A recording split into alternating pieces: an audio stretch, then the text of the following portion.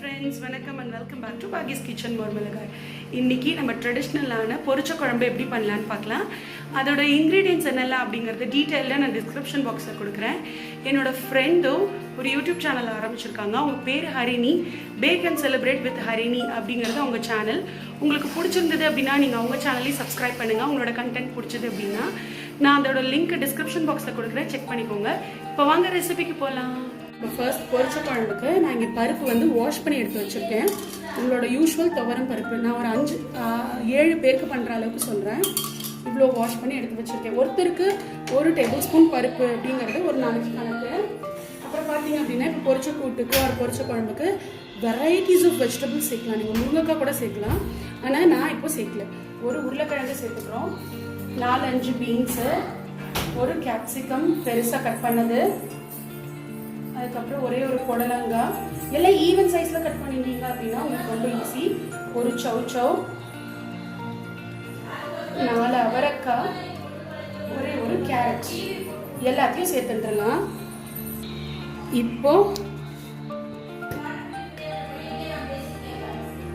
கொஞ்சமாக ஒரு 1/8 ஸ்பூன் அளவுக்கு, டீஸ்பூன் அளவுக்கு மஞ்சள் தூள், அப்புறம் 1 டீஸ்பூன் அளவுக்கு நமக்கு வந்து சாம்பார் பொடி சேர்த்துக்கலாம். ஏன்னா இதுக்கு நம்ம தேங்காய் பச்சை மிளகாய் அரைச்சி விட போகிறோம். அதனால் 1 டீஸ்பூன் அளவுக்கு 1 ஸ்பூன் வந்து நம்ம சாம்பார் பொடி சேர்த்துக்கலாம். இந்த வெஜிடபிள்ஸ் அண்ட் பருப்பு வேகிறதுக்கு தண்ணி சேர்த்துக்கோங்க.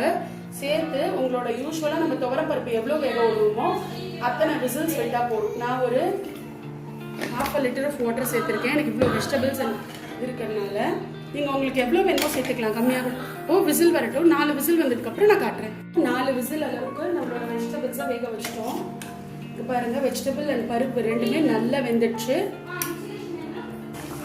இப்போ இதில் ஒரு பிஞ்ச் பெருங்காயம் சேர்த்துக்கலாம். சேர்த்துட்டோம். இந்த டிஷ்க்கு தேவையான அளவுக்கு, இந்த பொரிச்ச குழம்புக்கு தேவையான அளவுக்கு உப்பு சேர்த்துக்க போகிறேன். ஒரு 1.5 டீஸ்பூன் அளவுக்கு உப்பு சேர்த்துருக்கேன்.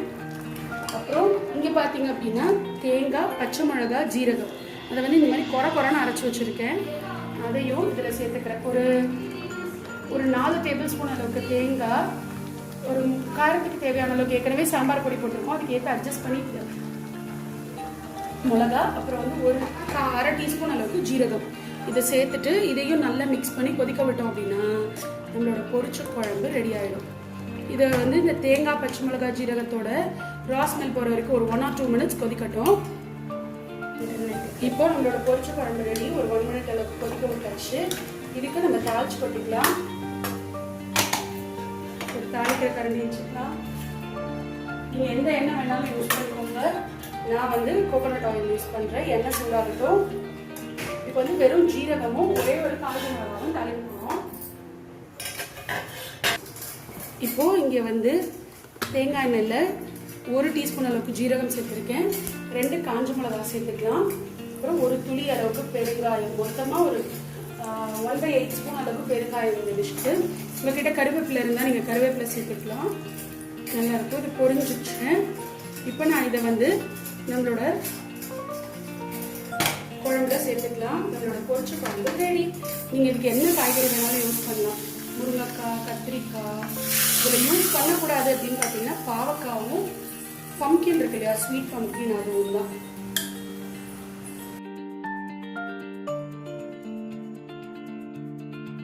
உங்க எல்லாருக்குமே இந்த பொரிச்ச குழம்பு ரெசிபி பிடிச்சிருக்கும் அப்படின்னு நினைக்கிறேன்.